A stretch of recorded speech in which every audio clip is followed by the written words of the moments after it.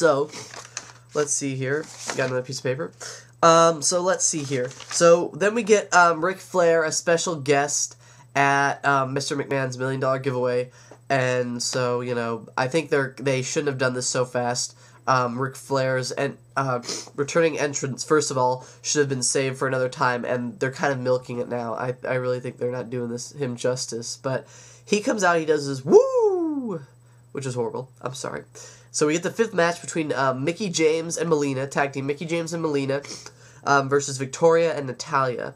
So I think Victoria and Natalya, they're from SmackDown. Melina's obviously a face now, so she can align herself with Mickie James. And it actually is a double DQ, which I've never really seen before. So that's news to me. And Melina legitimately hurt herself in this match. She went off the top rope, and her ankle kind of went down. Here's the thing, and here's her ankle, and it twisted. So she twisted her ankle on the floor mat. So she has a legitimate injury. So I don't know if it's a bad sprain. She might be out for a few weeks. We'll see what happens with that. And then let's see. So it's a double DQ, which means both SmackDown and Raw get 1 draft pick.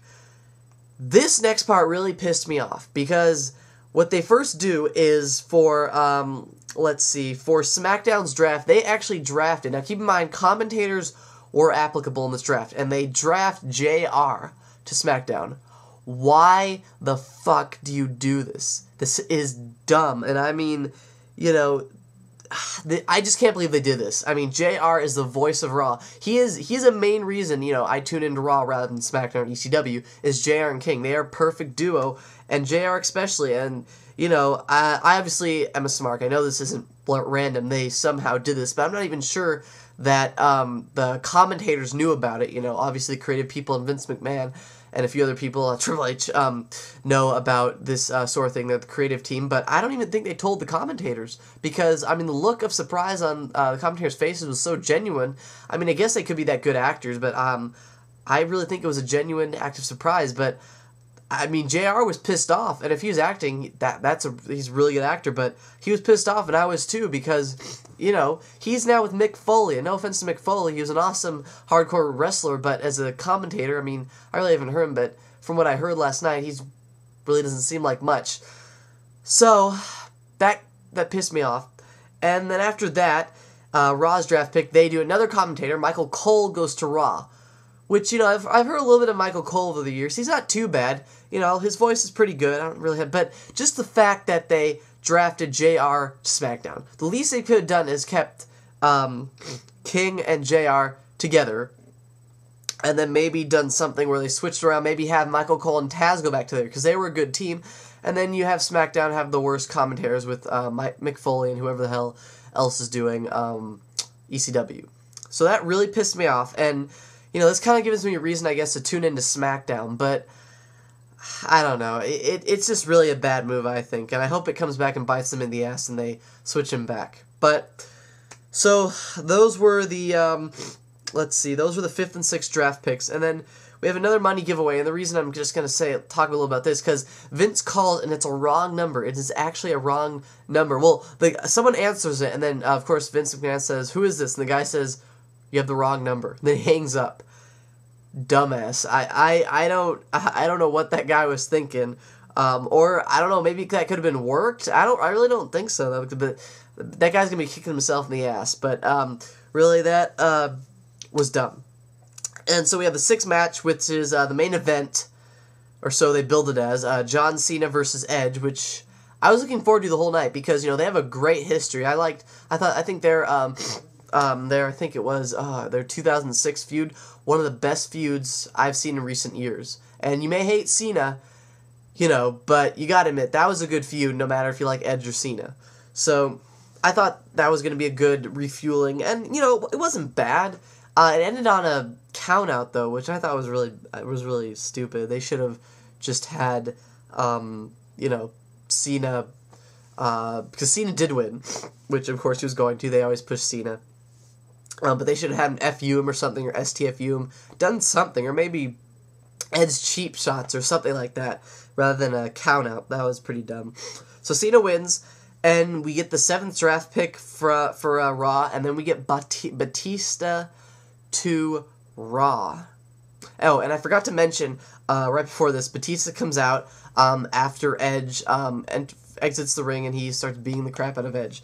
But so Batista goes to Raw while he's in the ring with John Cena. He looks up, and he sees he's going to Raw.